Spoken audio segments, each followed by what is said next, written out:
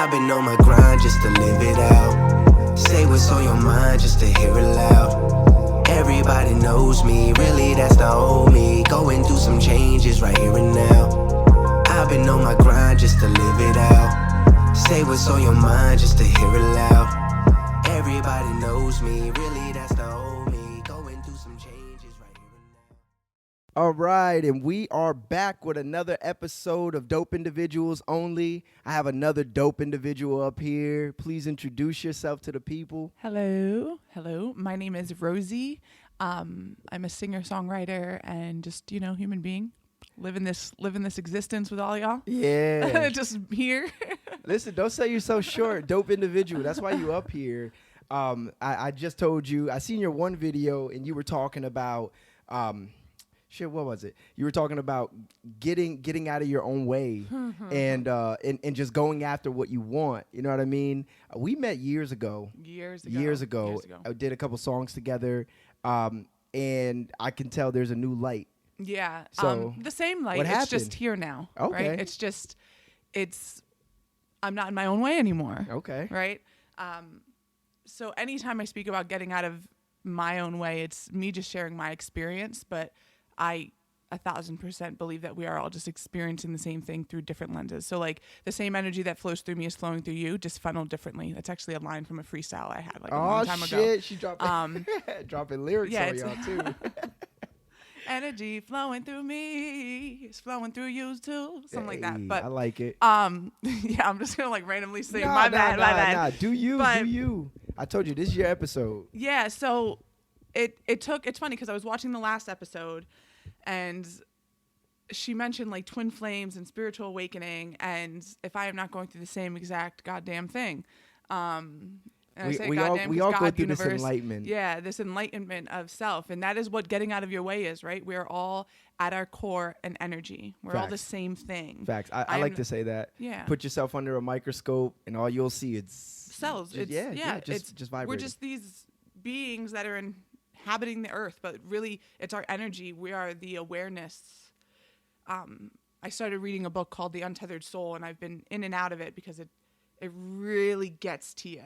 And I have to step into my life and go, how am I going to apply this? And I've been applying it, and I don't even want to sometimes. Because it's uncomfortable as shit. Yeah, it's very uncomfortable to finally I'm 30 years old. So let's go back to the core, right? About getting out of our own way. I'm 30 years old. Mm-hmm. I just turned 30 in May. Before May, I was in a relationship for almost 9 years. Okay. I was married. I'm still married. We're going through separation right now. I didn't know you were married. Yeah, I was married. So at the end of April, that was our last month together. I got my own place in May. Okay. I would say the spiritual awakening really started back in January of 2021, which is when I started doing music too, which is when I finally was like, okay, I'm putting out songs. I'm doing this. This is what I'm supposed to be doing. Yeah, because you're a lot like me, where you go on, you go off, you go on. Getting in your own way. You start to second guess yourself. You don't get the feedback that you're looking for, or you don't get the response that you're expecting. And that really plays on you. Mm-hmm. But since January, I haven't allowed that to play on me anymore because I recognize that none of it is for anyone but me. And we are all the same. So if it's for me, then it's going to be for who it needs to be. Exactly. Who needs to hear it is going to find it, which is why you'll find I haven't been really great at promoting the songs that I have out already. It's not really my thing. 2 weeks and I'm like, what? Yeah, I'm like, guys, it's song. Out if you want to hear it. Yeah. I go to open mics, I perform it all the time, but also getting out of your own way. I was running away from my own music for a while too, right? Because so January I released a song called Worth It. That song very much is about, not feeling like you're measuring up in a relationship, not feeling like you're showing up in the capacity that the other person deserves for you to show up in. Right. And when I wrote that, it was actually a freestyle that I wrote at work picking overnights. wrote this song, freestyled it to a BeatStars beat, and at the time was with my husband and sang it to him because I was like, look, I know we're worth it if we put the work in. And damn, we're getting vulnerable, Rosie. Okay, we're here. Hey, this is the one place. If we need to cry on this podcast, we could cry. This is a safe space. Everyone knows I cry. This is a safe space. Feel comfortable. And that was my first song. That was the first song that I put out. And now, being, we're going into we're in 2020. November already. Yeah, We're about to be in last December. month and a half. It's been like 5-6 months that I've been on my own. This is the longest I've ever lived on my own in my whole life. Wow. I grew up and was raised in a very codependent, enmeshed kind of mindset and mentality of life, where my purpose is to serve others, is to, martyr. Mm-hmm. That's really what it was. Don't get me wrong. It is beautiful. We should all be living for each other. Facts. We should all be living to enrich our own lives and the lives of those around us. But I was on the one side of the spectrum where it was I give of myself, I sacrifice myself. Almost too much, to the point, like you said, I'm a martyr. I'm doing more You're martyring, harm. yeah. You're doing more harm to yourself, which innately is bleeding into your connections. Right. At the end of the day, because if you are not loving yourself and showing up for yourself, then you don't know what it is to show up for another human being, because you can't do it Exactly. for yourself. Exactly. And if you can't embrace and accept all those parts of yourself that you're trying to suppress and push down, all you're doing is judging other people for doing the same thing. Right. You're talking that shit. I don't even have anything to add to it. This is life speaking through itself. As weird as it sounds. And that is what it is. Yeah, right? the experience. But to get here, God, the universe, whatever you want to call it, Buddha, whoever you believe in, because my biggest belief is that God, and I say God as being this powerful being we are all gods. Mm-hmm. The energy that we have, he has. We're I say all the that. same I thing. say that to my friends, and We're all the I'm same like, thing. bro, I'm God. Like when Kanye said that, everyone was like, Kanye, you're crazy. Like, and I'm not gonna speak on Kanye. I don't know too much about any of this. I watched the documentary. The man is a genius. The man is full of love, and the man Okay, can we needs talk love. about that today? We can if you Okay, want. I I've watched been- the documentary. I I've been haven't followed anything dying- recently. I've been dying to. I don't follow him. So I know on the, he on the made like an regular. anti-Semitic thing, but I don't know what it Yeah. was. I'm not interested in getting into that. Yeah, no, but as a human being, exactly. Kanye West Exactly. is just another you or me. He is another Exactly. person on this planet who has been through his own things, and it's the same energy funneled differently. We are all gods. We are all capable of creating Talk that shit. creating things that are not of us, which is why I always say, because I am very big in freestyling. Music has healed me. Music brought me into the spiritual awakening. My twin flame journey is also part of that. And that's a very complicated thing to even get into. But it's all to remind me that I am a God. And not that I'm a God, I'm a God. egotistical. No. Yeah. My ego does not exist in this anymore for me. There is no ego. I am who I am. It is what it is. It is what it is. And I used to hate that. And we're allowed to curse, right? I used to hate that fucking saying, Mom. My mom used to always be like, it is what it is. Let's agree to disagree. And I'd be like, no, there's right and there's wrong. There's right and there's wrong. And I was so stubborn. It's a gray area. There is no white or black. And I think no that's right a or lot. wrong. I think that's what we see. We want people to be one way or the other way. Take a stand and mean it. But it's like, Yeah. no, you can just be in the middle. Yeah, two things can be right at the same Things time. can coexist at the Yeah. same time all the time, just like in our own minds. People always want it to be one way or the other. And I try to tell people that it's like, yo, I'm not being an ass. I'm not trying to downplay how you feel. But there are some things that, it doesn't need to be categorized. It just is what it is. Yep. And as crazy as it sounds, that answer is perfect for everything. It's annoying. It too, really though. is. But it's also, and for some people, it's hard to receive that. Like for me, it was always hard to receive that message that it is what it is, because I had never in my life and my experience thus far felt like my opinion or my emotions or how I felt any of that was valid or any of that was true, because I constantly was surrounded in this environment where I felt invalidated. Because I was seeking validation. Because when we are children, that's what we need. Look at me do this, Yeah. When we are kids, what we're looking for is security. We're looking for connection. We're looking for someone to go, you are worthy, you are lovable, just as you are, experience life. And when you don't receive those things in your childhood, whether it's intentional or not, right? You feel because battered and bruised. that affects, that is where all the bricked walls come from. That's where at this holding point in your yourself life. back comes from, is Yeah. this subconscious level of belief that you are not worthy of the things that you desire. We are all worthy of the things that we desire. I am worthy of the things that I desire. And I still fight with that every day. Some days I wake up and I'm like, okay, what are we doing today? We're taking on the world. Some days I wake up and I'm like, I'm going to stay in bed a couple hours because I need to just be here in this space. And the last episode, you guys were talking about meditating. I'm like, damn, do I actually meditate? Like at the beginning of this, I would like lay in the grass and I'd be like, That's really grounding. like it's grounding. That's yes. grounding. I haven't done that in a while. Grounding is damn near just as important as meditating, from what I understand. So important. Yeah. You can still hear me as I whisper, right? Yeah. It's so important. I have been someone who has lived in their mind their whole goddamn life. I have lived in my mind. Sounds and like my me. twin flame does not live in his mind. So you asked what a twin flame was on the last episode, and she didn't really want to get into it. And she got into her experience. In my experience and my understanding of a twin flame is someone who mirrors back to you the parts of yourself that you have not accepted or healed. They mirror back, they trigger the fuck out of you. But you love them anyway, and it's like, why, God?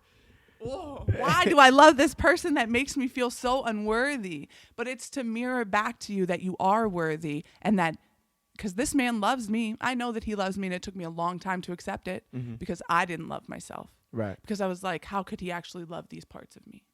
So how do you get from that to a separation, if you don't mind me asking? If you don't have to address it if you don't want to. I am an open book, and Okay. and this is what I say when it comes to God and all creation, right? So I grew up. I'm sorry, I'm a circle talker. ADHD is real. Talk that shit. I grew up in a home where my stepfather was an alcoholic. My biological father had gone through a lot of things when he was a child. He was abused both emotionally, physically, sexually, kicked out of the house. No one ever told him that he mattered, and he did. You know, we all matter, but he didn't have that. My mother is one of 9, right in the middle. Grew up in a very Pentecostal household where they were going to church every night. You got to wear skirts, can't cut your hair, can only wear, very occult-like. And I say this wholeheartedly, and I don't care who hears it anymore. I used to care because my family's still very much in that religion. Some of that does, it is cult-like. It's cult-like. It is what it is. Religion is restrictive. Yeah. In Spirituality many ways. is not. Yes. God did not put us here to be restricted by law. No. We're God supposed put to us learn here from to these. experience, Yes. And we to learn from that. Yep. So what do I look at life being? A chance for me to understand. Because the more I understand myself, the more I can see myself in others, and the more grace I can show. And if I show like grace that. to myself and others, life is mad easy. Yeah. Like lately I felt a little disconnected. And not disconnection, like disassociating. In the past I would disassociate because I didn't want to deal with the pain and I didn't want to deal with like how I was feeling. Yeah. But the disconnection now is disconnected from my emotions, where I used to live in this headspace where my emotions ruled me. I was driven by emotions. I was reactive all the time. I lived in such a reactionary state. A lot of us do, if I'm being honest. How do you break out of that show? It was months and months. We'll get there. Months and months of they call it shadow work, I guess. Really looking at yourself and tearing apart. Because in the past, I've had experiences where after the fact, I'm like, why'd I react that way? Damn, why'd I say that? Why'd I do that? Self-reflection is important. Yeah.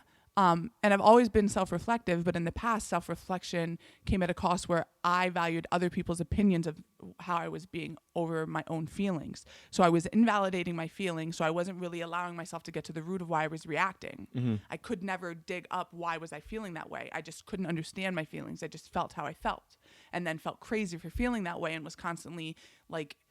Sounds like a hamster wheel. Yeah, you're just constantly invalidating your own experience and then trying to change to live up to be this thing that you think you're supposed to be for other people, to manifest this reality that you think you're supposed to have. Because the things that we lack when we're young are the things that we're looking to fill when we get older, whether we realize it or not.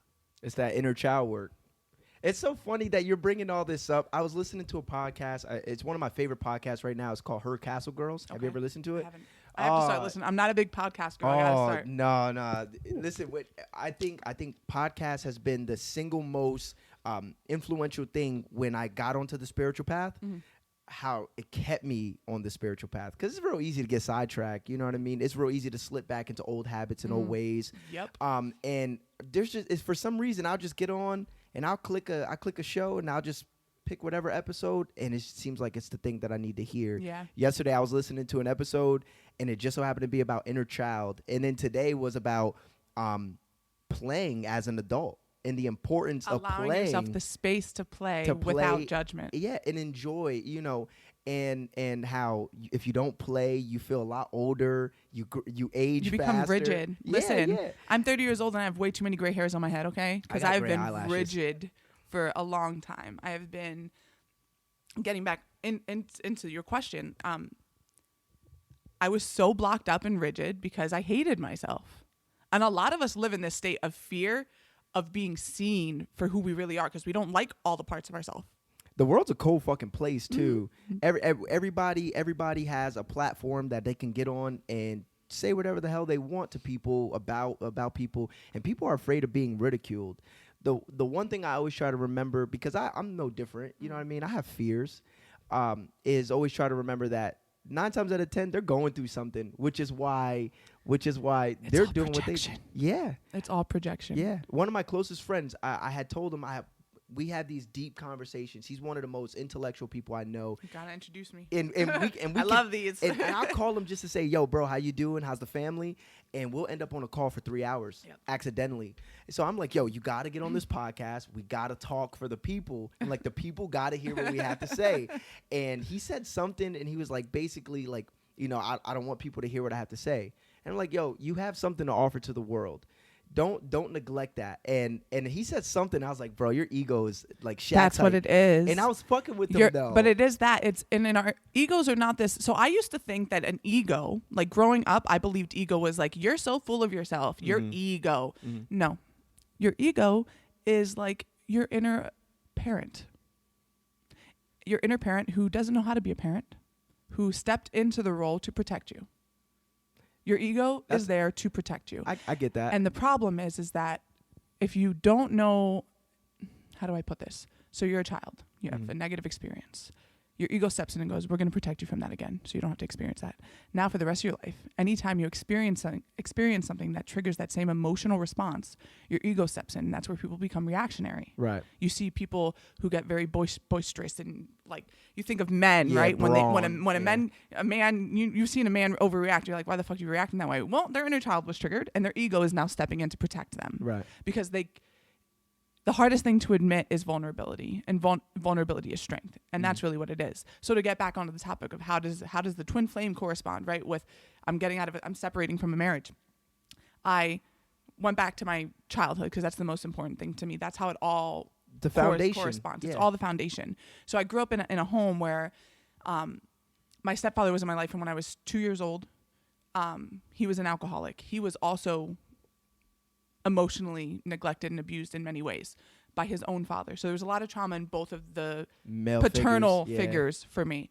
My biological father was the only thing I ever strived to want, and he was never present physically. He would come and go and then kind of disown me, and there's a lot of weird things. Could pay child support but couldn't be there. Why? Because it was a him thing. It wasn't a me thing. Trying to figure himself out. I had a new family, whole thing, you know? My stepfather. Sounds like my dad. Yeah, my stepfather wanted to be there, couldn't be there because he couldn't be there for himself. So what do? He coped. He drank. So that was, there's fighting when they'd be drunk and stuff like that. My mother stayed. She loved that man. My mother loved that man. You got one of those moms too. Yep. So what did I have? And what did I just realize recently? Oh, I don't just have daddy issues. I thought it was just daddy issues. I got mommy issues too. Dang it. And I love my mother. My mother is a beautiful, beautiful human being. She is where I got the martyring from. The selflessly giving of self in search of acceptance and love.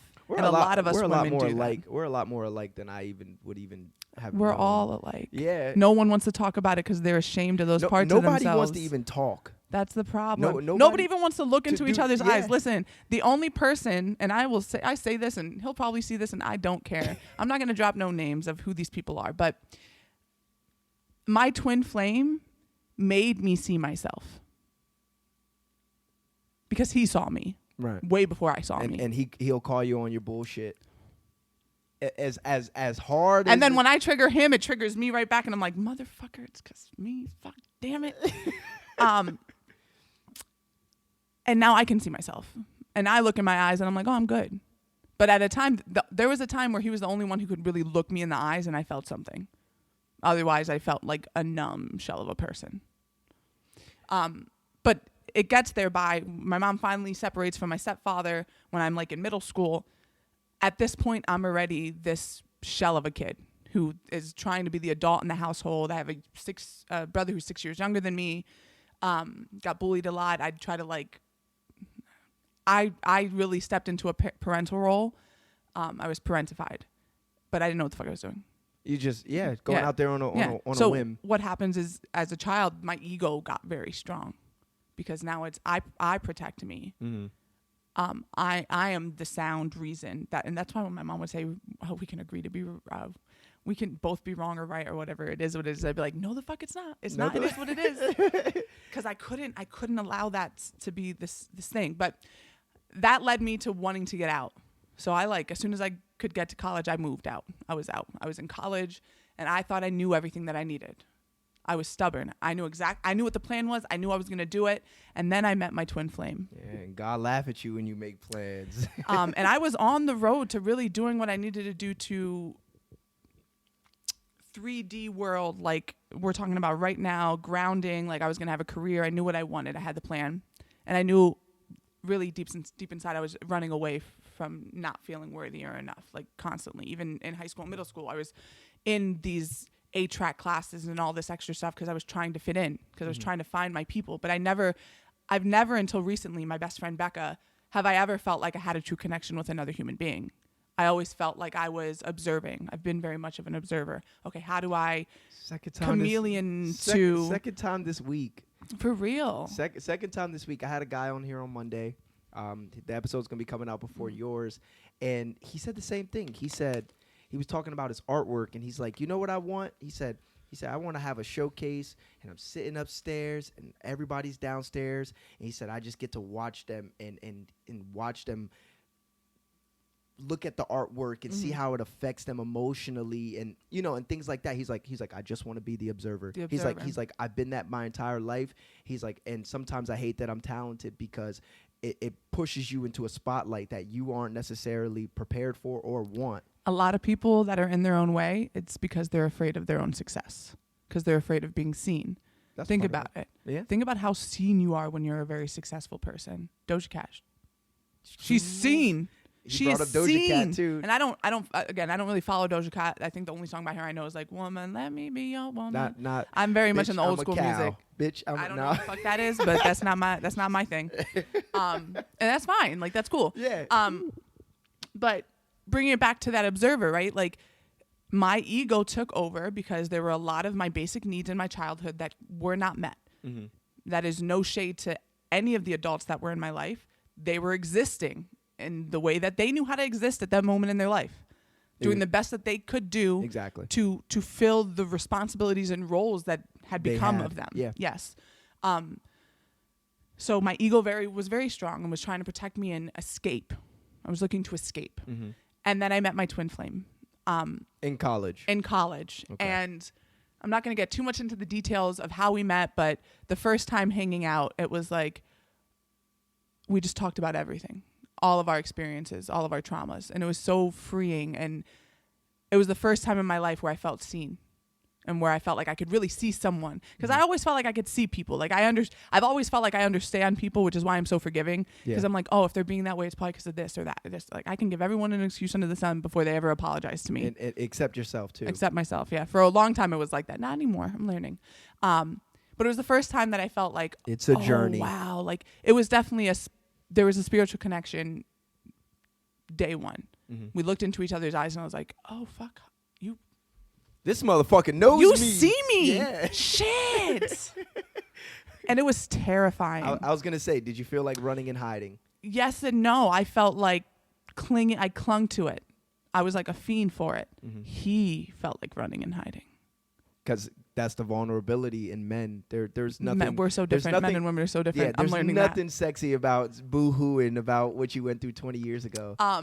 So we had a very strong connection very, very early, and it got cut off the next day. He was like, nope. Oh, okay. Like, so, nope. So he turned and ran. He hit the boogie on you. And that broke my heart. I was broken. And until very recently, I don't think I ever got over that till recently, honestly, until being alone in my own power the last couple of weeks. Now I have a question for you. Mm-hmm. So you meet this man. He ends up becoming your husband later on down the road. That's not my twin flame. Oh, that's not. No. Oh, okay. Yeah, I'm not. And that's the thing is the fact that I'm here. I didn't intend to get up here and talk about this, but I feel like I have to because I'm finally in this energy and in this space where this is my existence on this planet. Nobody else's. And if I'm speaking to experiences that I've experienced, obviously not giving names. It is not to shame anyone. We're all here experiencing and trying to figure things out. And we've been imperfect. I've been imperfect. Yes. There, in so many ways, God was like, oh, you think you know what you're doing? I'm going to break you down until you have nothing left, so you can be reminded that you have everything you need and you don't need anyone else. Deep. So my twin flame cut it off the next day. That broke me. And that broke me in ways that now I see. It's like I was like, he was the only person I could think of. To this day, I wake up every morning, he's the first thought on my mind. I did not know unconditional love until this man came into my life. Wow. And he breaks me and also builds me with being here and not being here. It's crazy. I don't even. It doesn't even make sense. Yeah. That's exactly. I'm like I don't even know what to say. So then a couple months go by. He reaches out or I reach out. We agree to being friends with benefits. He doesn't think it's a good idea. I don't really think it's a great idea either. But obviously, I'm insisting because I'm like, man, I love you. Yeah, like, and anything to having be close. you around. Yeah, anything to be close. And we're going to the same school. We interacted on other social bases somewhat where we had to interact. Again, not trying to get into too many details, but so we did that for a while. And it was very much a cat and mouse. I would run. He would chase. I would chase. He would run. Yeah. He would be vulnerable. I would be shut off and cold because I was like, no, I don't trust you. And then I would be vulnerable. And then he would be like, nah, fuck this. And it was just a lot of back and forth. Yeah. And it was toxic. It was not good for either of us. But we just couldn't stop. You think meeting him when you did at that time in your life was just a little too early? I think everything happens the way it's supposed to. Okay. So no. There was a while, so my senior year, I mean, when I left college, I didn't finish college either. So I had I don't want to call it manic, but I had an episode my senior year where I was just like, I can't do this anymore. Like, I'm done. Like, I don't want to be here. I started playing poker at the casino all the time. I had that song on YouTube that you had asked me about. I don't have it no more. Oh, I love that song. I don't even remember how it goes, but that song. It's somewhere in this computer. That's great. You'll have to send it to me because I don't have access to it anymore. I love that song. But and at the time in college, I was doing covers on YouTube, and I was doing some hooks here and there for J Capital P and a couple other people. I met Darius Foster, who Dope. I now work Big with shout him out. now. Darius Foster, he's amazing. He went by Jux when I met him. Yep, the Jux. Yeah. And back in the day, and so this is what I mean about things happening the way that they're supposed to. So I went through all of this in college, and it broke me, and it distracted me from what my ego felt was my security, which was getting my degree, getting this job, leaving, getting out. But I fell in love with this guy, and he could do no wrong in my book, and that was me martyring, big time. Just being my mother. I love you, Mom. But being my mom in that way, that I was just like, he could do no harm, he could do no wrong. I was just like, I love you, I love you, I love you. And that obviously repelled him because he was like, how do you love me? I hurt you. Like, how do you love me? I hurt you. Yeah. Like, as a man. Is this a get back ploy? Yeah, as a man, I'm sure this is just my understanding of it. But if you were in an exchange with a woman where there was a strong chemistry and connection, and you know that it's there's no denying. You can cut the fucking tension like butter. You know, there's no denying that shit. And now I get it. Now it's like, oh, it wasn't just me. And I know clear as day, it's both of us. Yeah. Because it wouldn't be this thick if it was just me. Right. You know what I mean? Right. The air would You're not. like, she's I wouldn't be nuts. suffocating if it was just me. Right. But on a man's end, when you don't feel like you are showing up in that divine energy of protector, provider, that's what, and I'm understanding that now. That's what men want. Men want to feel like you need them to protect them, and they want equality. Mm-hmm. I don't think that men are out there come bend at my will. No, they don't want that. They want you to be able to stand in your power, but also, you can get the door for me. Yeah, help me with the bags. Be the lady. Be the lady. Yeah.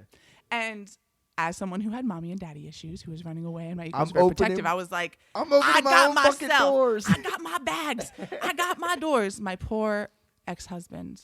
I love him so much because he taught me so much about myself too. And in a lot of ways we broke ourselves and each other, and we were not perfect. And was there a leadership issue in the household? In a lot of ways we were heavy the same, that we martyred our own feelings for each other. So there wasn't Yes and no. So we were both working in warehousing, and I was always striving to be like a supervisor role, or really to excel. Heavy in my masculine, do. And he just never had that motivation. So I stepped into that. So you need that somewhere in a relationship. You need that person who's going to be driving, you know? And I stepped into it, and I got tired. Because we were very much the same. We'd have these moments where he'd be like, okay, let's go. And I'd be like, like we were never here together. It was always like this seesaw. But I got out of college. That connection ended with my twin. It combusted, we'll say. Again, don't want to get into details because then I feel like some people who watch this might already know who it is. They're gonna be like, oh fuck, she's talking about this out loud to other people. Yep. I'm curious to know who he is. Yeah, no, I'm not gonna give names. No. I got to a point where I was just so angry, and I was already so shut off and angry with that the way everything transpired. So I left school.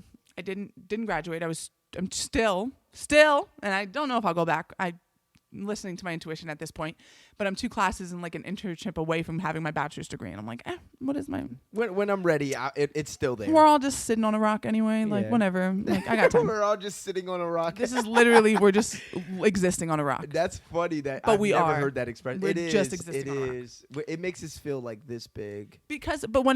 But how freeing. Yeah, because the I'm problems that so we have unimportant are this that big. everything that I want to be important is important, and I get to validate that. I don't need anyone else to validate my experience. Talk that shit. But Talk that shit. Getting back into this story. So I left school and got my own place. My mom helped me out. Love you, Mom. It's going to be all love you, Mom. She is really just so wonderful. Anyway, I say that a lot as well. Anyway, so then I'm a mama's boy too. Yeah, it's because I love my mom. It's that bleeding heart, but it's like we need those bleeding hearts to remind us because there's so many cold hearts. Yeah. It's really hard to find somebody that understands, that empathizes or sympathizes with people. You know, my mom does that shit to a fault, to the point where she'll call me talking about, I'm so done bending over backwards for people. And that's the thing, is finding that balance. Yeah. Existence is about understanding and balance. You have to be able to show up for yourself. You can't take something else that my twin taught me. Like, I can't take things personally. Things are not personal. Mm-hmm. People are just, at the moment, just looking out for themselves and doing their best at the same time. The problem is I've always lived from a space where I've always looked out for everyone else. So I never understood, why can't people show up for me in the same capacity? I am pouring and giving. And a lot of people pleasers are like this. Yeah. And we don't realize it because this is how we are like programmed in our infancy, in our childhood. It's like there's all these things that we want, right? We want affection. We need security. We want to feel validated. We want, that person to give us the pep talk every day. You know, the things that your parents are supposed to really do for you when you're in the first 5-6 years of your life. You are trying to fill that void again. Yeah. Yeah. And as adults, what that did for me was I became this person who was like, okay, well, treat others how I want to be treated. That is the only thing I'm going to leave. And that used to be like the thing that I lived by. Treat others how you want to be treated. The problem is you're not loving yourself and treating yourself with the respect that you deserve. You can't really do that to other people either. Yeah. You don't know what it is until you do it with yourself. Yeah. It starts with you. Yeah. Even everything starts with us. Yeah. Even from the aspect of forgiving, you know what I mean? It's so easy to forgive somebody when they did you wrong.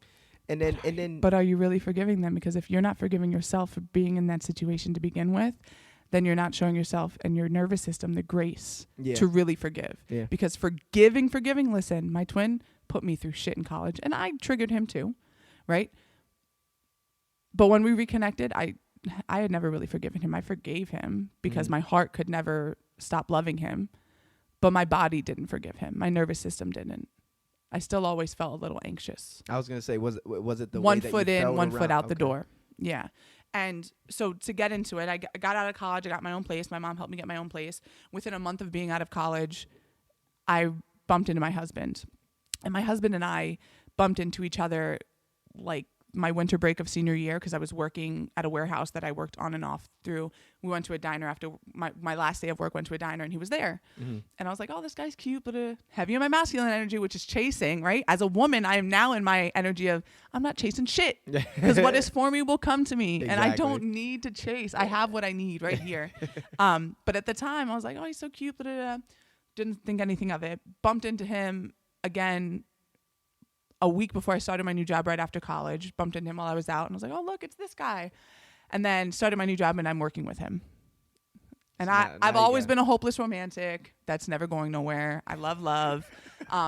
But I was also in my like chaser energy. So I was like, oh, well, I'm going to shoot my shot. Mm-hmm. So I like found him on Facebook. We started talking. He's 10 years older than me, all this fun stuff. Like we get into it. We jump headfirst into that shit. After a month of dating, we're official and he's moving in. Wow. Don't do that, guys. Don't do that. Listen, my wife and I moved I in take with that each back. other. Do whatever you feel is right, but make sure you're listening to your intuition. I was not. I was listening to this part of me that was broken and scared and needing. Yeah. When you enter a relationship from a place of need, it's never gonna work out. It's never gonna work out Yeah. the way that you are longing. You're not there to be for the right fulfilled. reasons. Yeah. And I didn't realize that because my whole life had this belief, my ego believed that I was this selfless, loving person. I could do no wrong. And what happened was you're going to attract what you need. I believe that everything that happens is for a reason. Literally everything is here to teach you about yourself. Yep. And wonderful man, but we were very much the same. Giving of ourselves and ashamed of certain parts of ourselves, so we would hide certain parts of ourselves, and we just could never truly connect. There was connection, but to truly be accepted in the connection, there wasn't. There was a lot of like, oh, well, you should be this way, you should be that way, you should be this way. And it was clear as day through our mannerisms and the way that we interacted with each other. A year and a half into our relationship, I felt that something was up, that I should leave. And I did leave, and I ended up going back because I was You so didn't know how to be broken alone. being alone that I was like, I must be in love with him. I wouldn't feel this way if he wasn't the person. And I was feeding myself this narrative of what love is supposed to be and what life is supposed to be, and wanting this to play house because I'd never had that. Mm-hmm. Wanting to build this life with a person who's going to stick around regardless. He wasn't physically hitting me. He wasn't an alcoholic. He wasn't cheating on me. What else could I ask for? That's what I would tell myself. Yeah. And what I was doing was that was not benefiting me or him. And there were a lot of ways that we couldn't meet each other's needs. And instead of being adults and facing that and going, look, I don't think that this is working. I don't think that it's mutually beneficial. I do love you, but we're just not in love with each other to the capacity that I think we're trying to sell ourselves on. Yeah. Because I was running away. There were so many times where he would look at me and go, I don't think you are in love with me. I think you love me like how you love your cousins and your family. And I was like, no. He was right. And I'm so sorry for ever not admitting that in those moments. But I wasn't ready. Yeah. And in a way, I was gaslighting him, and not intentionally, because my ego was trying to protect me from the truth of the matter, that he wasn't the one. And I needed to be alone. But being alone is terrifying when you've always been codependent on other people and dependent on other people for your own purpose. I didn't believe I had a purpose other than to be there for people. And serve. Yeah. Serve. It's so crazy. Life is crazy. I'm Life is crazy. Honestly, it's like it's funny that we started the podcast with you saying, we are the same thing, just witnessing it all through different eyes. Funneled differently. Yeah. And there's so many parts of when you're speaking, I'm sitting there and I'm connecting it to things that occurred in my life, are occurring in my life, and just trying to have that perspective that, okay, that I went through that. And so you know what I mean? That's why I'm sitting here quiet, because I'm replaying certain things that are going on in my life or have happened in my life to see like, okay, and there's a hell of a lot of correlations, which is crazy. So, it's dope that we started it out with, we are experiencing the same thing. We're all experiencing the same thing. which Because is why we all need of to our talk. experiences are leading us to one understanding. And I truly believe this.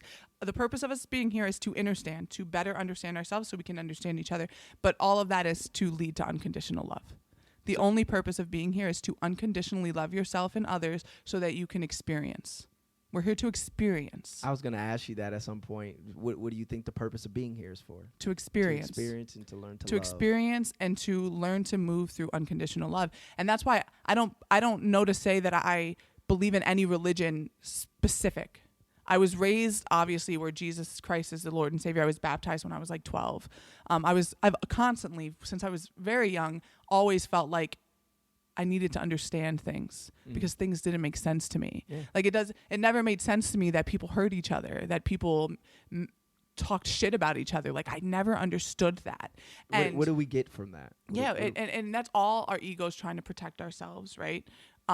But again, trying to get back to the story of all of this is it's about unconditional love, right? So I had an opportunity 1.5 years into my relationship to go, I need to leave. This isn't right. And I did, but I didn't have the strength to stay away because that inner child was so damaged and looking for security that my ego was like, no, bitch, you're wrong. You do love him. You're going back. And I call myself a bitch all the time because sometimes I need to be like, bitch. I say ground yourself. Yeah, I say things to myself too. I try not to. I start to learn to you're like. So dumb. No, not dumb. Yeah, you can't be calling yourself dumb. No. Like when I get a little video stern games or something yeah. like that. My subconscious doesn't understand the difference. So I'm sitting there and I'm like, God damn, I'm so dumb. I should have jumped out the window instead. Should have jumped out the window. Yeah. Hindsight's 20/20. Yeah, right. But for real, like.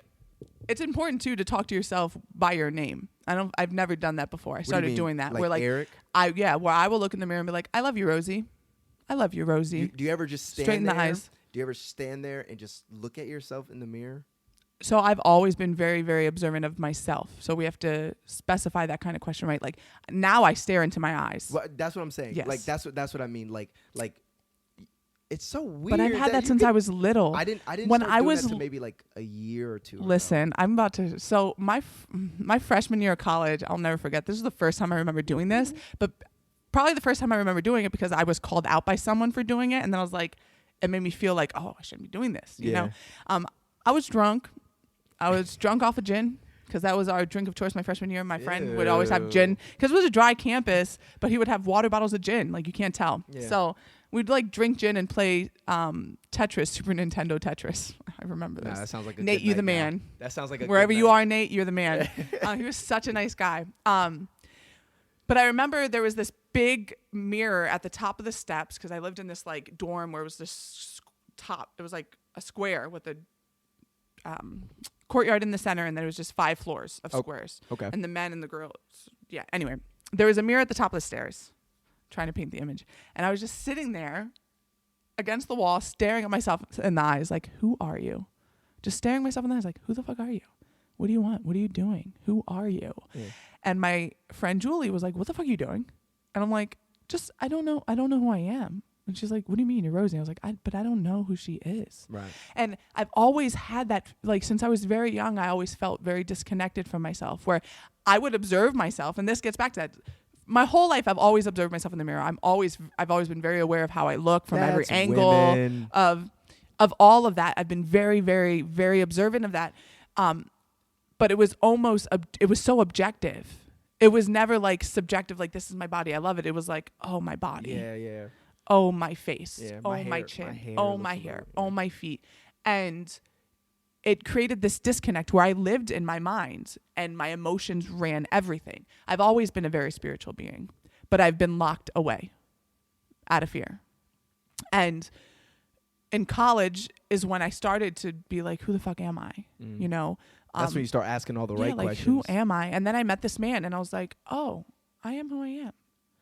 And I also met another man throughout that, and we were very, very close friends. And I consider him still like probably one of my soulmates, because he showed me kindness in a way that I had never experienced. And we also had a very deep connection where I felt seen by him in a way where it was like, oh, it's okay that I'm all these quirky, weird things. Because I'm a very quirky person.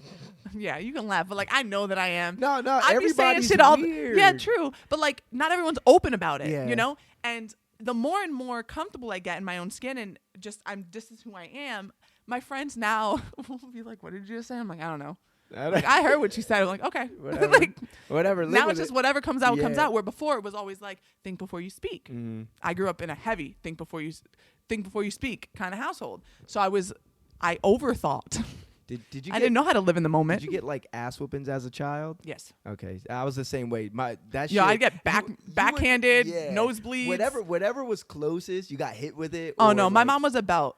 She was definitely a belt. I've gotten an extension cord, and before. I've gotten the like backhand to the mouth because I talk back. talk back. See, yeah. Well, it's just I was mirroring the things about my mom that she didn't like about herself back to her. That's all that it was. That's what we do, right? The things that bother us about other people, generally speaking, are things that we do ourselves that we don't want to deal with. Yeah. I see that a lot of my children. Children will mirror back to you exactly because listen, and I love my mom, but my mom was a do as I say, not as I do. That's not what your kids are going to do. Your kids are going to do whatever you do. Yep. We are creatures of habit. We are creatures of observing. What works for you is what I'm going to try to do because it must be working. Right. Even if it's not working, but it's working for you because you continue to do it. That's insanity. You hit your head against the wall, you think you can get different results. But a lot of people are out here just living the same life over and over and over again, complaining about the things that are happening, and they just keep doing the same things. As if they have no control. And what are your kids going to do? Your kids are learning that, like, this is what life is. Yeah, I complain. It is what it is. I get up, I complain about having to go But you just have to do it. Yeah. No, that's not what it is. Yeah, no, Fuck that. no. You get to do whatever you want. I have to remind myself on a daily basis, the only person that matters is me. And some people don't need to be reminding themselves of that. Just a FYI. Some people need to be reminded that to be healthy. Every other person matters above yourself. Because some people are just so stuck in their own head and their own world that they're the only ones that matter. It has to come from a healthy place. Yeah. But as someone who has always put other people above herself, I have to now extreme opposite to find that balance. Right. Because by me reminding myself that, like, hey, the only person that, like, what do you want to do today? The only person that matters is your opinion of what you want to do today. That is so that I can find the healthy balance. Because I already know how to interact with people on a level where it's like, I care about your well-being. I care about you. I see you. Like, I get that you're probably struggling too and we're existing. I already have that. What I need is the, Rosie, I see you. And I know that you're struggling and I'm proud of you. And I have to tell myself that. It starts here. It starts right here. I this past January, I went through something this past January, and me and my wife almost fell off the wagon. And it all culminated to me realizing that I bend over backwards for everyone except myself. Except for yourself. Yeah. So you don't have boundaries. Oh my God, I didn't know what boundaries were until recently. Yeah, and at times I felt like a fucking doormat for people, family, friends. You ever have those thoughts relatives. of like, I'm always showing up for everybody else. When are they going to show up for me? I'm looking at this point. I'm like, I'm looking for reciprocity. I'm not getting it anywhere. Reciprocity. So, yeah, and I told my wife, Lauren was preaching to us years before anyone was ready. Yeah. There's some artists, TV shows, movies that they understood the producers understood what the fuck was going on, and they really tried to help people, and people just missed the message. Bro, Boy Meets World. I grew up on Boy Meets World. I never watched I need to Boy bring this Meets closer. World. I'm 30, so Boy Meets World was my show. Still, I would probably binge that now. It was such a good show. I realized recently that TV and like movies raised me when it came to like morals and stuff, and because it's different when you watch it as an adult. Yeah, too. You catch it, you're like, damn, this is how I was programmed through this. Yeah. But yeah, we're all just seeking reciprocity. We're all, everyone. I realized this on a shroom trip months ago. Oh, you did shrooms before? Yeah, psilocybin. Never done shrooms. I'm a marijuana and shroom. I don't smoke consistently anymore because I recognize that I was in a stage in my healing and my growth where I was like, I need to step away from this. I'm using it as a crutch and I'm using it to avoid things. I need to not use it in that capacity.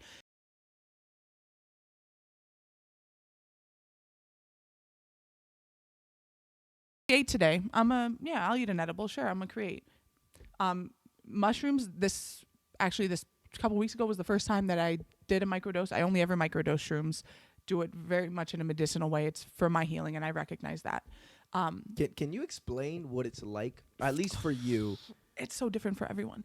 But the way that I explain shrooms all the time is, in my experience, I've only ever taken 1 or 2 grams, which is a microdose. Yeah. It's enough where like everything is more vibrant. If you were depressed before you took it, oops. Let me put this on. Let me put this on silent here. Nah, it's cool. There was Actually, one if time. you don't mind, can I answer this real quick? Go ahead. Answer it. Rebecca. I'm on the podcast thing right now.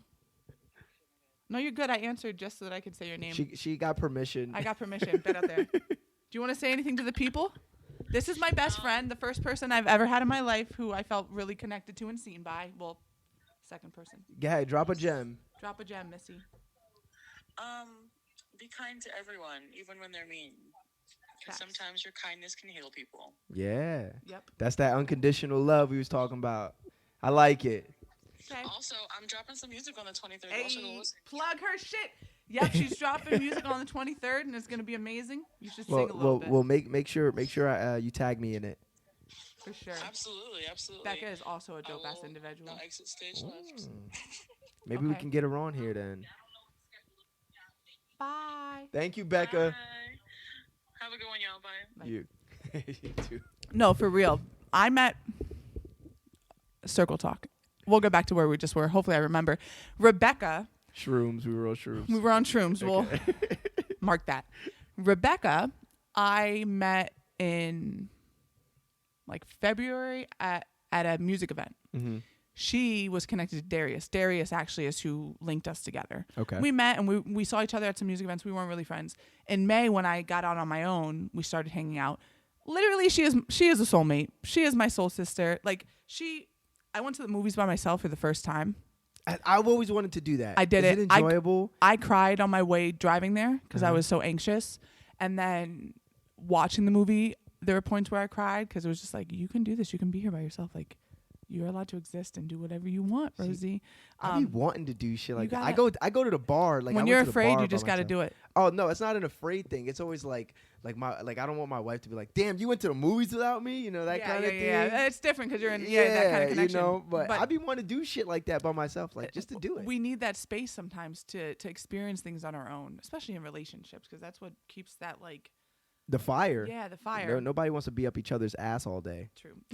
That was part of the problem in my relationship, right? We were so codependent because we both were seeking that security that we didn't have, that safety that we didn't have, that we smothered each other and bypassed the fact that like, hey, we're not meeting our own needs or each other's needs. We're not really compatible because we're not healed and because we're just breaking each other. But that basically is the that takes a problem lot of strength to be able to finally face. And I didn't have the strength to say it and face it. Instead, I cheated, if I'm being honest. And I don't hold shame about it anymore because I recognize that like we go through the things we go through to teach us about ourselves. right. And I'll get to that. That's a cliffhanger. But so I walked out of some people would be like, fuck this bitch, she's a cheater. I don't want to hear no more. You know, and that's that judgment. That's that judgment of life. I'm in no place to judge you. I've done foul shit in my life. You know what I mean? And I've learned from it. Just that, like and that's the most important thing, right? Is learning from it. correcting the behavior and There's so much shame about cheating or about just doing things. I feel like cheating is like, oh, you cheated, like you never be happy again. Like, no, bro, like I cheated because obviously there was something broken inside of me, and then in some capacity my external reality was not fulfilling things that I needed, right? And I went out and tried to fill that. Yeah. Yeah. But that's where the twin flame links back in, right? Okay. But anyway, I left that. I can't believe I just said that on the podcast. But we here now. This is who I am. Hey, it is I walked what out it of the movie is. theater and she was sitting there in her car. And I got in her car and she was like, "How was it?" And I just started crying. That's a friend.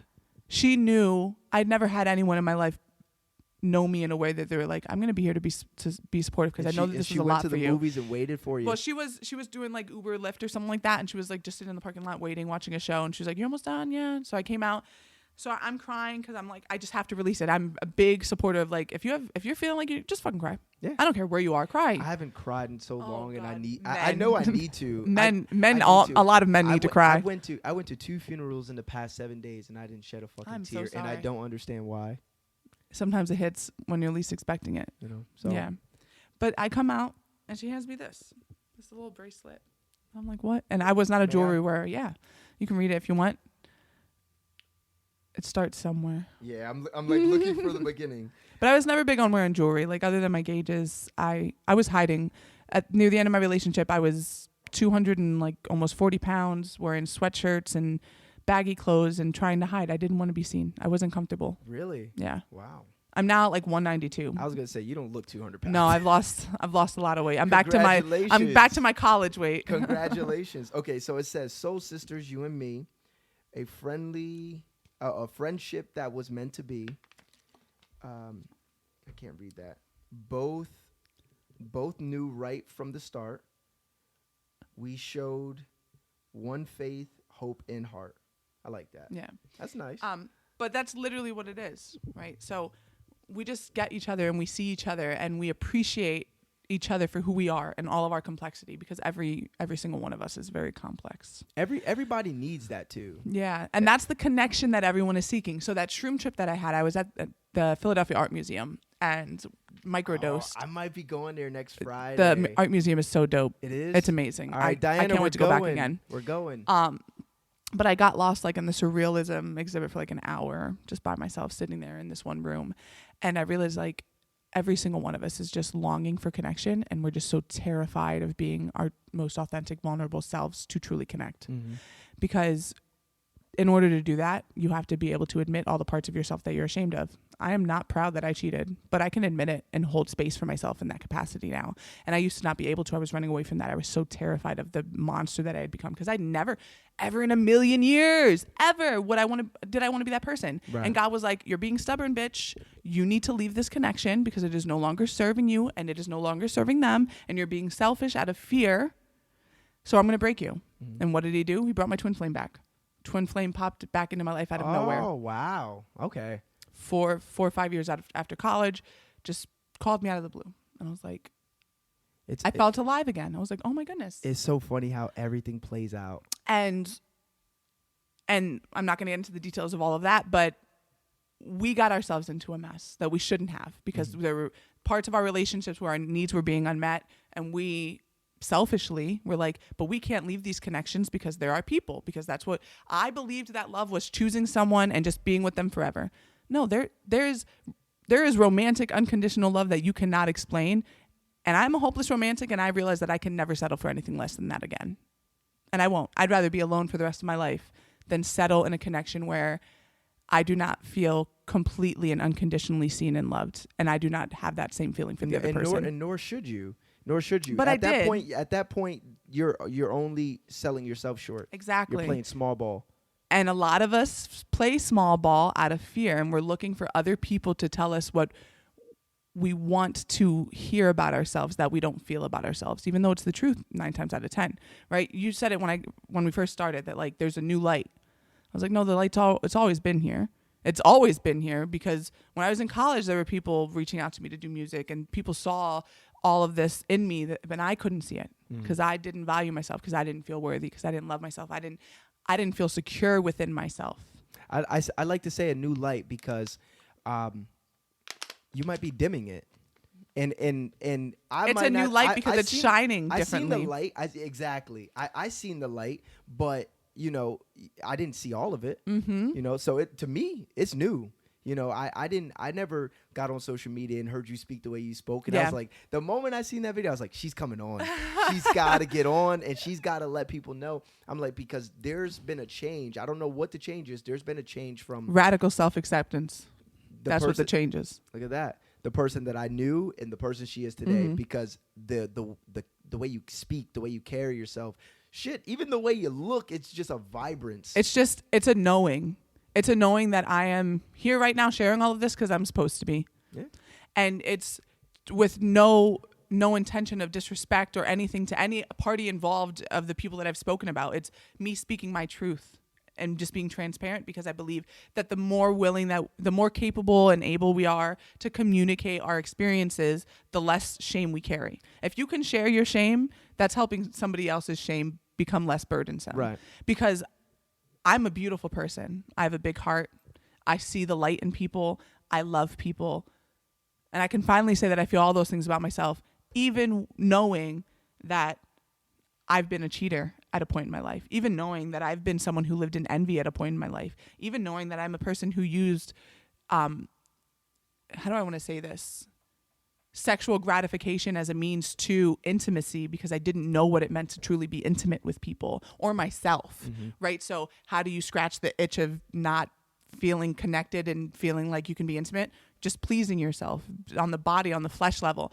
And that's why I say I don't believe in God per se, but I believe in a lot of the values that come with like the 10 commandments, and maybe not all the 10 commandments, but I believe that you should be listening to your intuition, because that is where God lives. Yeah. And that's why we're all God, because we already have the roadmap. It's within. Yep. But when you are reliant on external validation, when you're trying to outsource, it gets you to question your own light. And that's why it's a new light, but it's not. It's the same light that's always been here. It's just I no longer have all of these other people's patches patching over my light. Does that make sense? Yeah.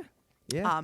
Because I was always looking for someone else to tell me who I was. You're not living for others. Yeah. You're finally living for yourself. Myself.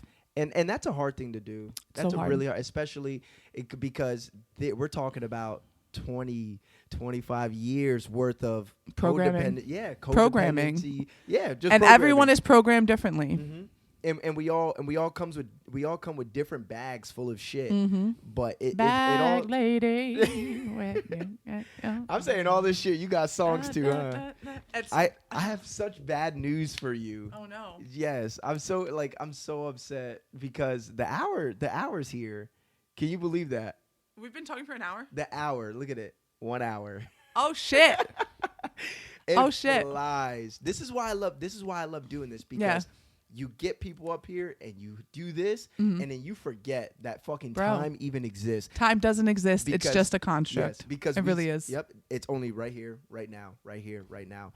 I think that we all need to take a step back from our everyday lives and just be right here, Learn to be more present. right now. So, like I said earlier, I'll try to wrap this up, but like I lived my whole life in my head, trying to people please, trying to be this person that I felt I needed to be to gain love and security, because I had never experienced that on a connection level where I felt fully seen and felt valuable, felt worthy.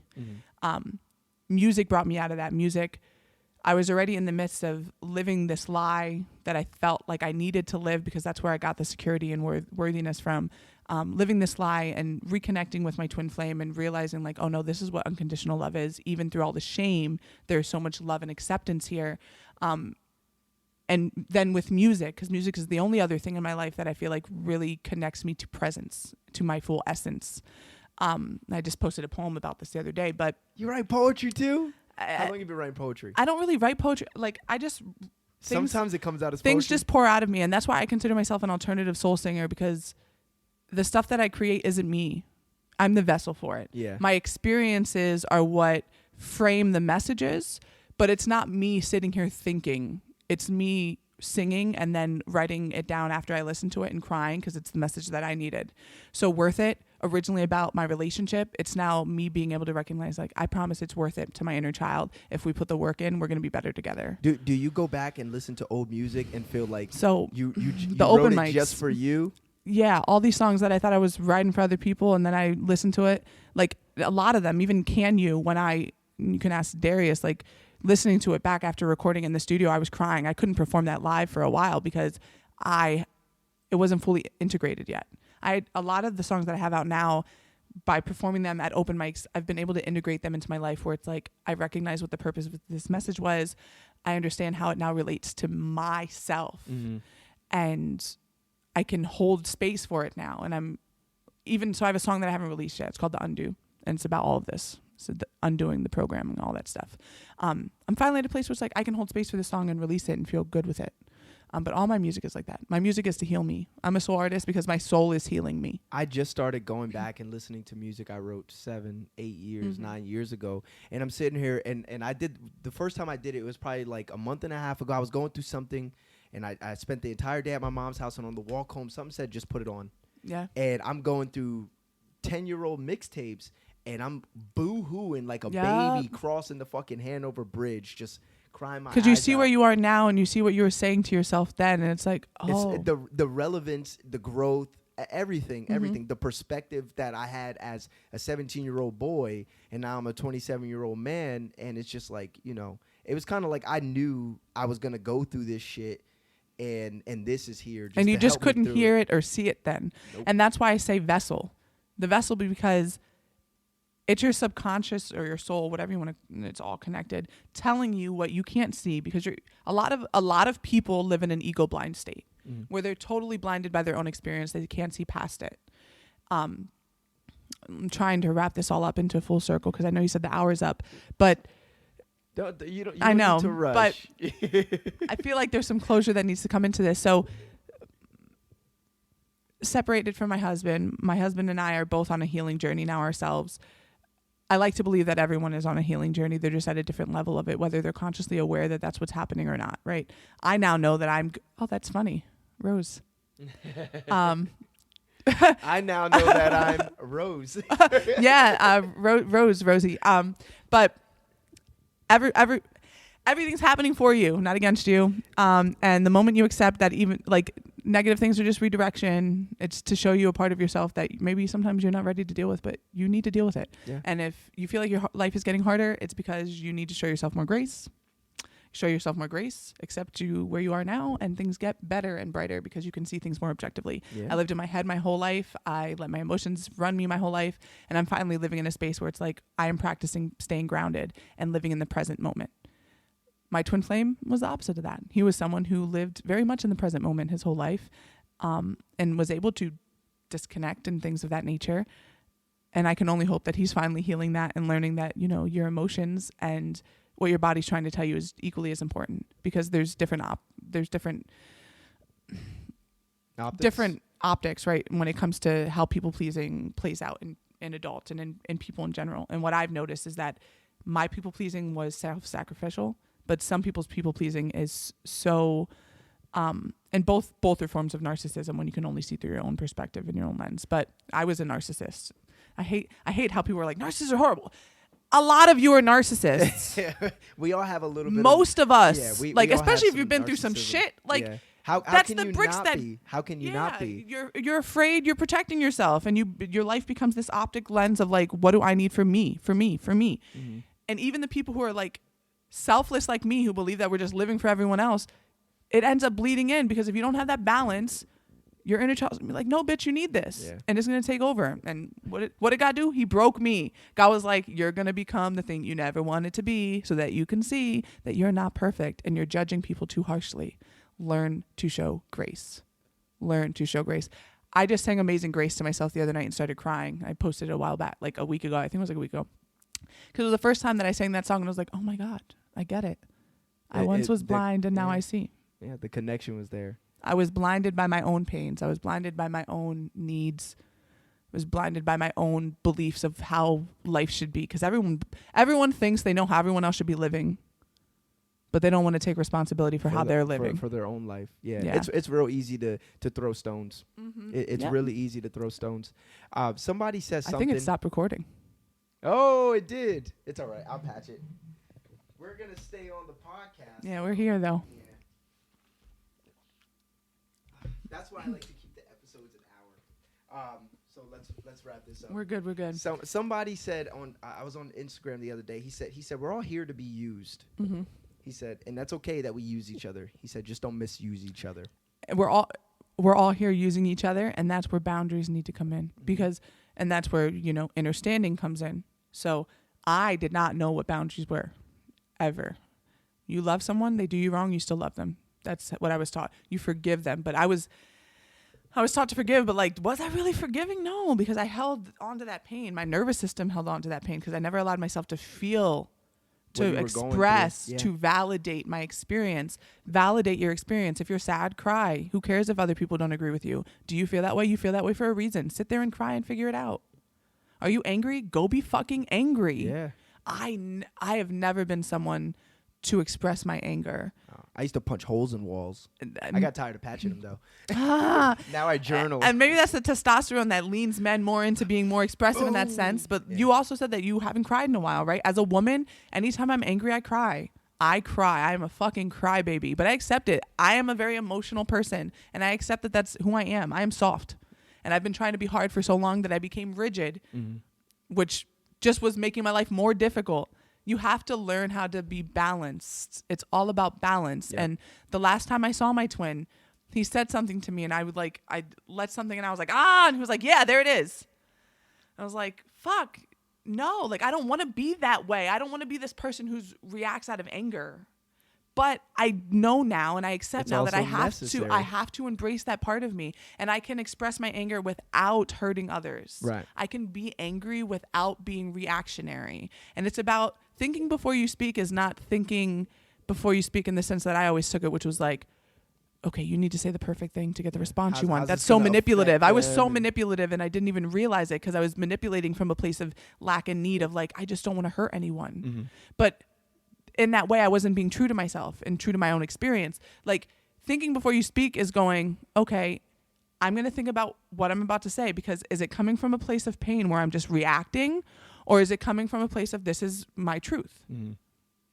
Not is it, okay, do I need to say this instead so that I don't hurt their feelings? You know what I mean? Yeah, yeah. But as a child, when you're told to just think before you speak, I still didn't have understand that I then. still have a habit of doing that. My wife tells me that all the time. She's like, "Oh, you're sugarcoating it," and I'll be like, "Listen, it's fucked up because you ever seen that part? I forget what movie it's from. But it's like, you can't handle the truth. You can't handle the truth. Yeah. I mean, that's exactly how I feel because I'd be like, yo, I can, if you really want me to no filter, that kind of thing, I could really hurt people's feelings. So I'm always like, I'm telling it in the most constructive way where I'm not going to belittle you. I'm not going to make this a hell of a lot worse than it is. But I also want the message to resonate that I don't fuck with what you're doing right now. But then there's the question of like, do you feel like that's doing a disservice to the person you're speaking to because you're assuming that they can't handle you at your raw truth? Which is almost showing like how you see them, see their strength. I question myself. I don't know. Honestly, that's a very good question. I don't know. I don't have the answer right now.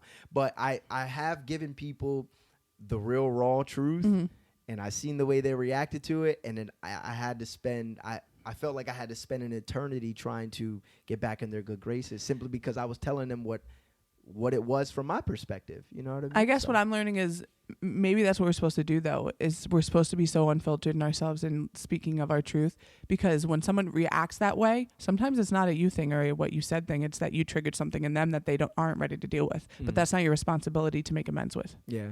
And that has been the scariest part of this whole spiritual journey, awakening, whatever anyone wants to call it, is me stepping into this recognition that I am doing everyone a disservice by not just speaking my truth exactly how it is. And everyone, including myself.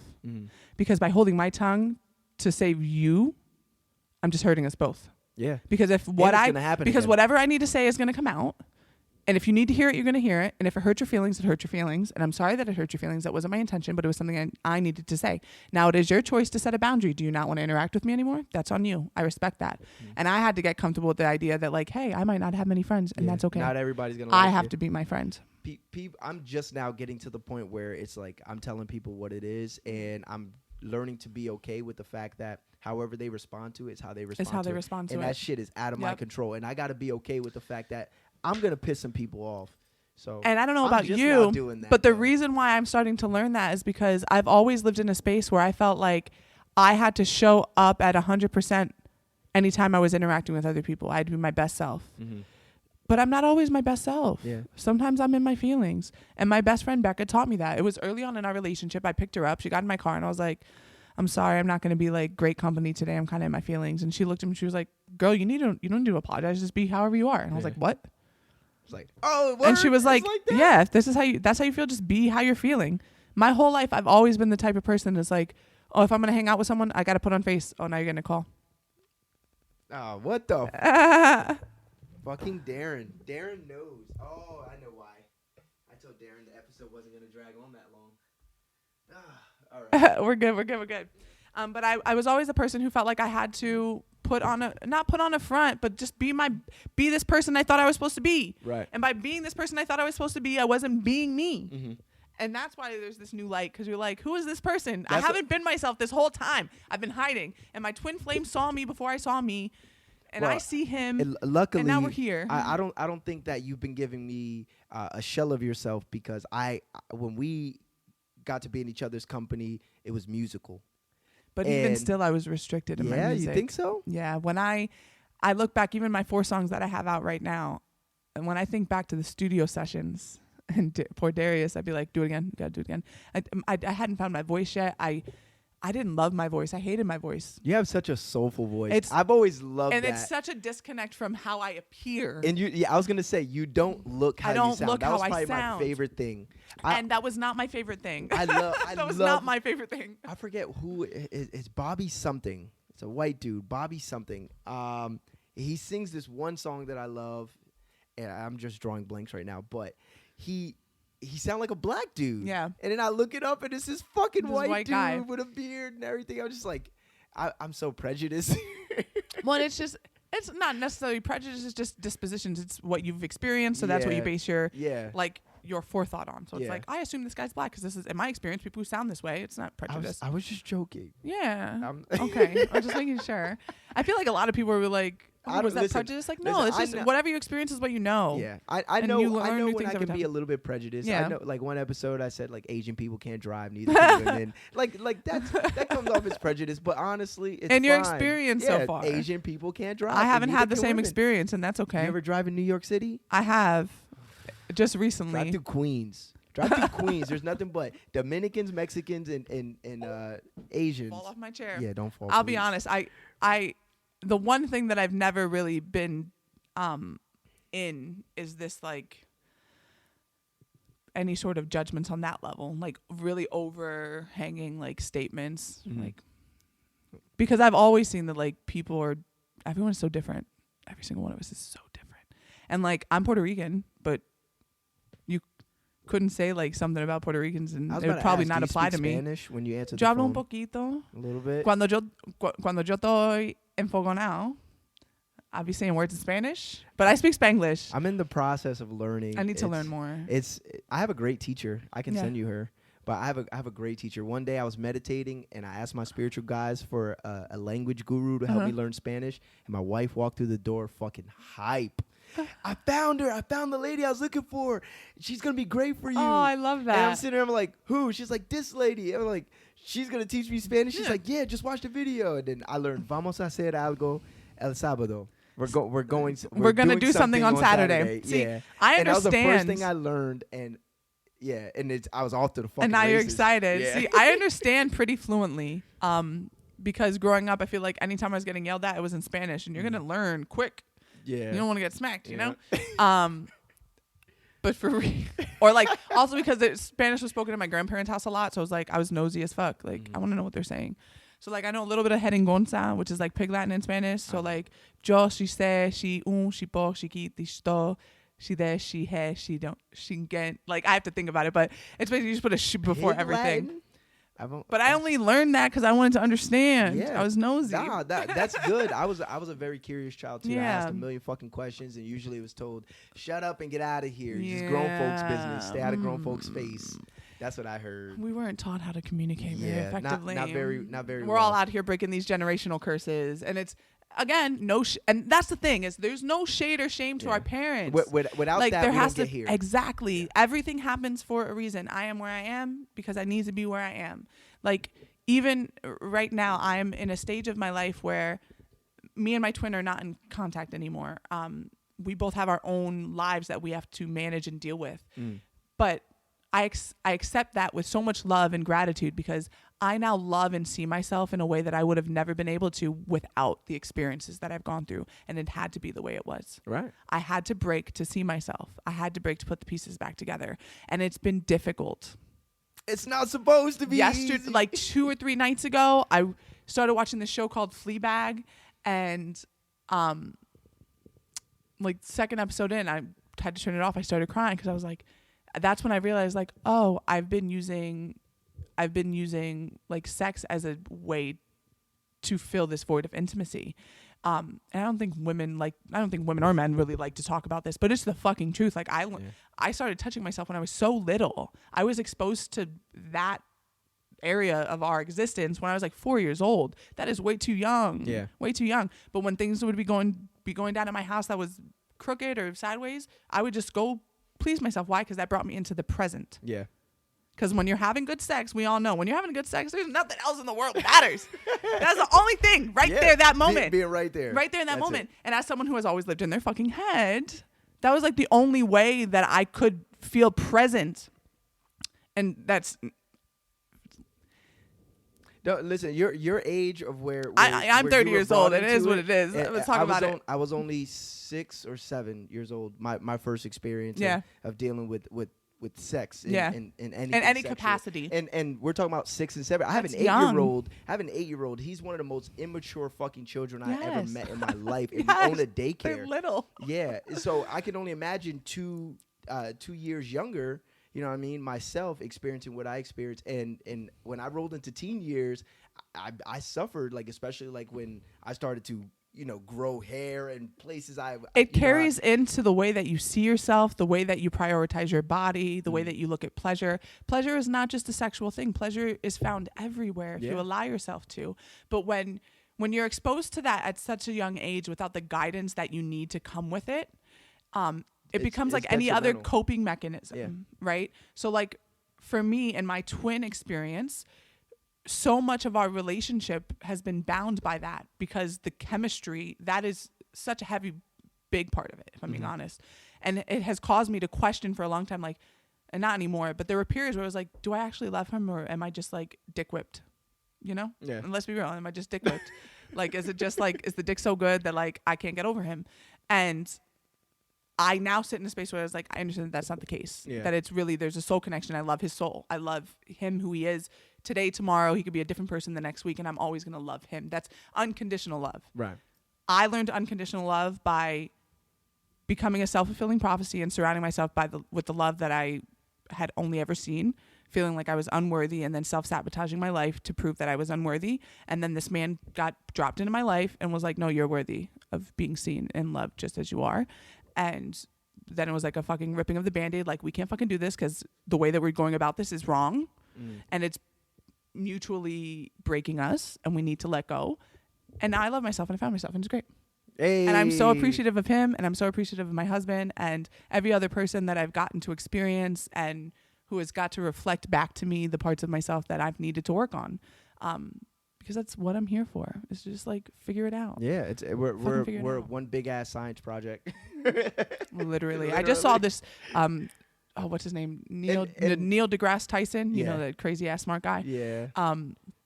About like how like the bottom of the bottom of the ocean is like the outside of the galaxy. Like things it's all just an experiment. It's like the stars that we're seeing in the sky tonight are stars that shined millions of years ago because that's how long it takes light to travel. They're still burning. It's just we're just now seeing them now. The star that I'm seeing tonight might not still exist. Yeah.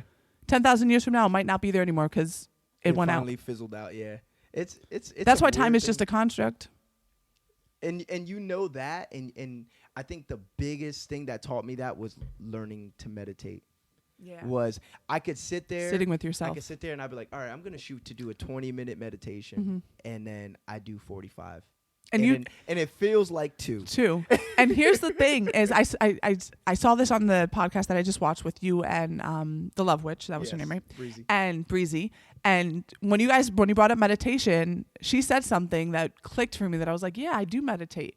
Because you were like, meditate and keeping your mind clear. And she was like, no, you don't have to. Yeah, she's like, that's the thing is the point is to be the observer of your thoughts. And the Untethered Soul, this book that I'm reading, it dives into that, is learning to be the observer of your thoughts, because you are not your thoughts. Your thoughts are the programming. Your brain is just a tool that we all have. Yeah. My body is a tool that we all have.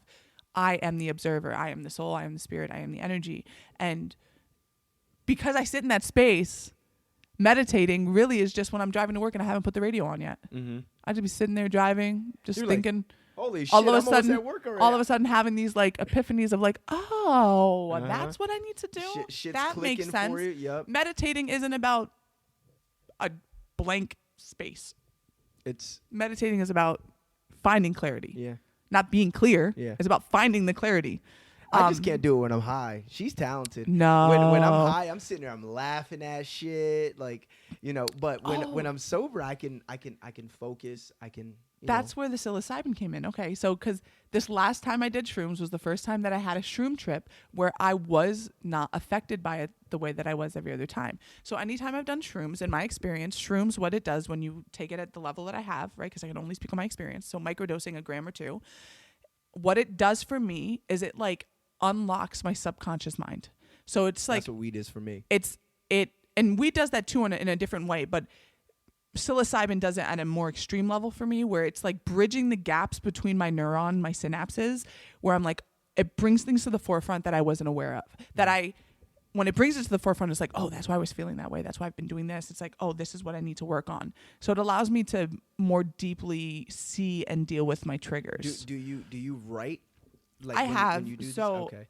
I was gonna say I try to write everything, like when I meditate, and like if something clicks for me, as soon as I come out of it, I'm because it's like I'll forget that shit, and I could be asking for some vital information. When you asked me if I wrote poetry, and I was like, well, I kind of just like, I'm the type of person that like I just have thoughts random. Like I'll be driving, I'm like, oh, need to record this because I'll forget. Yeah. Or like I have like a million of voice. I just had to pay for more iCloud storage because I just have a lot of voice notes and a lot of notes and a lot of voice memos.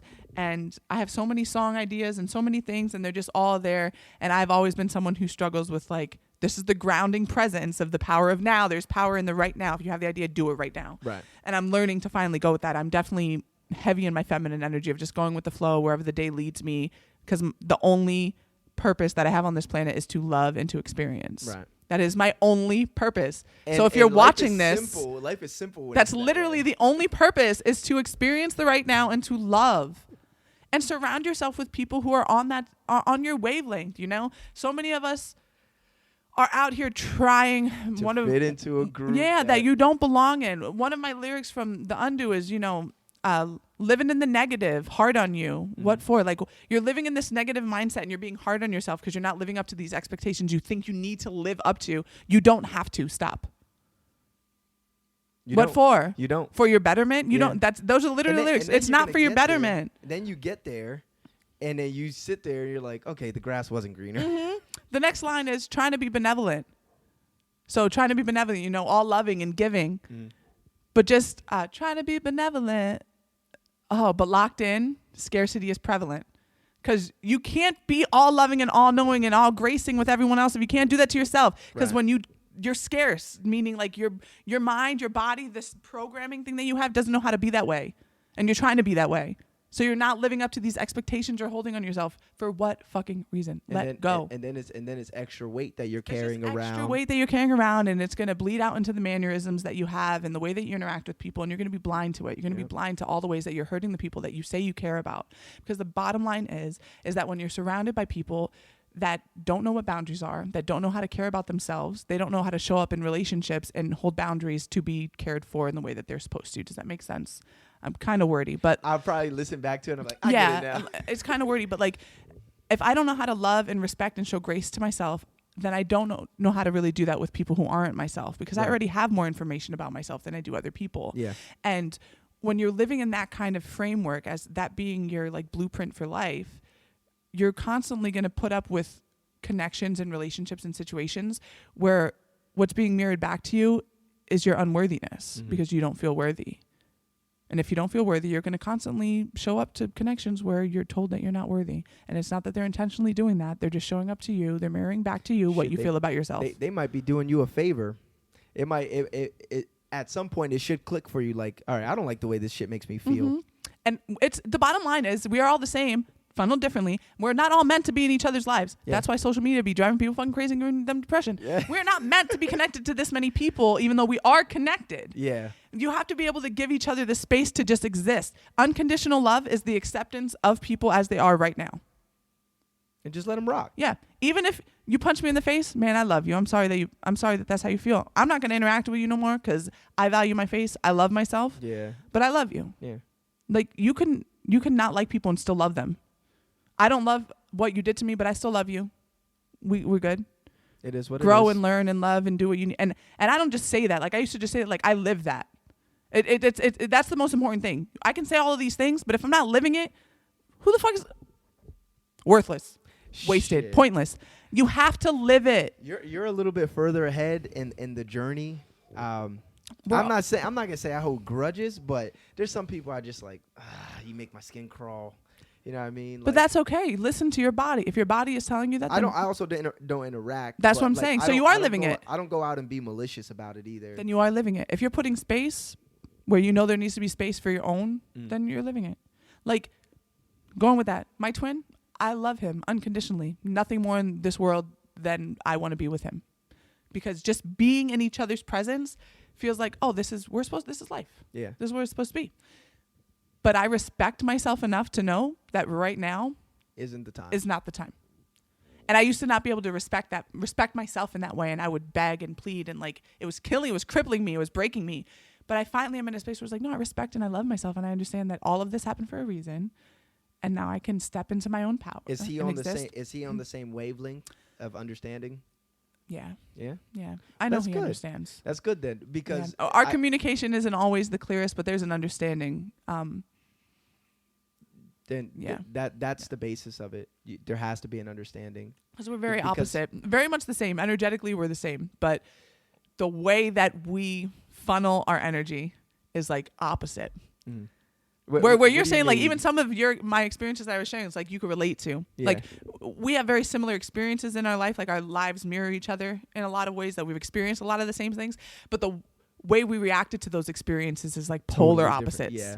And that is where we're so different, is we understand each other and we see each other and we see why we are the way we are, and we are understanding, accepting, and loving of that.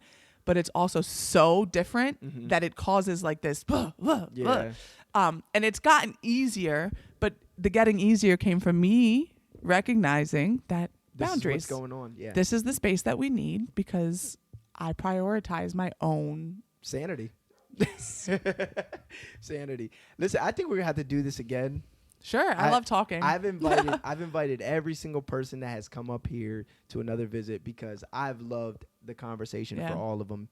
Despite, some are a little bit more different than others, I've loved every single conversation. And this one, I think is going to be very educational for people. And hopefully it makes some people let me go into the just say this bathroom right and now. stare in the fucking Maybe you need to mirror. cut this at the beginning. I don't claim to know shit. That's it.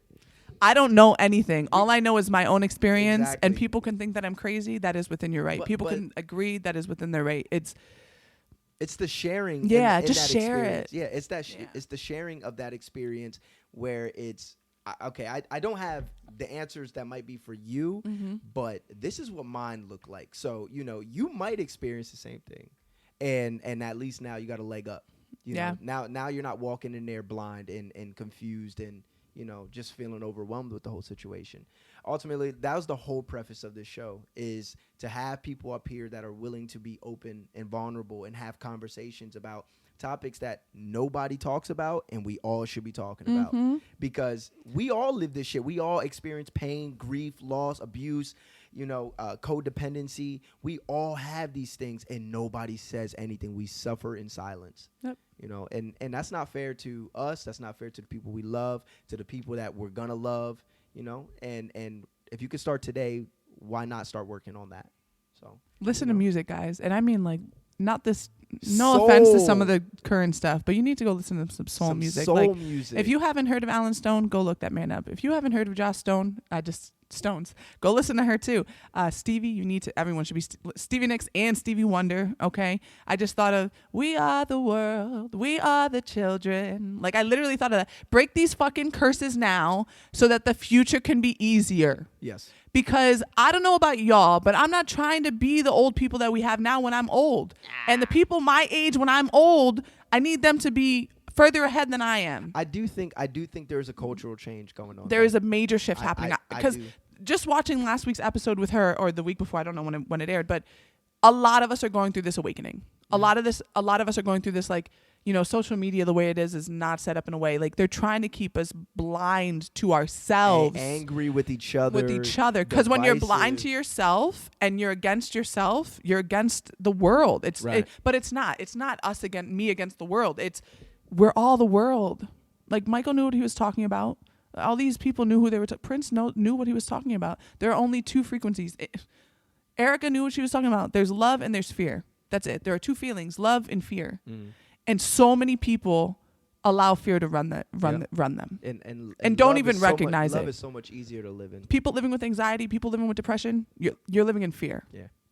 Because I was anxious and depressed, and I'm not no more. Do I still experience those feelings? Yeah, it's a feeling. It's natural, too. It's a natural, but you Yeah. need to feel it. Yeah. Shake it out, experience it. Stop running from the way you feel. If you feel a certain way, it's telling you something that you need to know. And please stop taking those fucking depression pills that make you feel numb.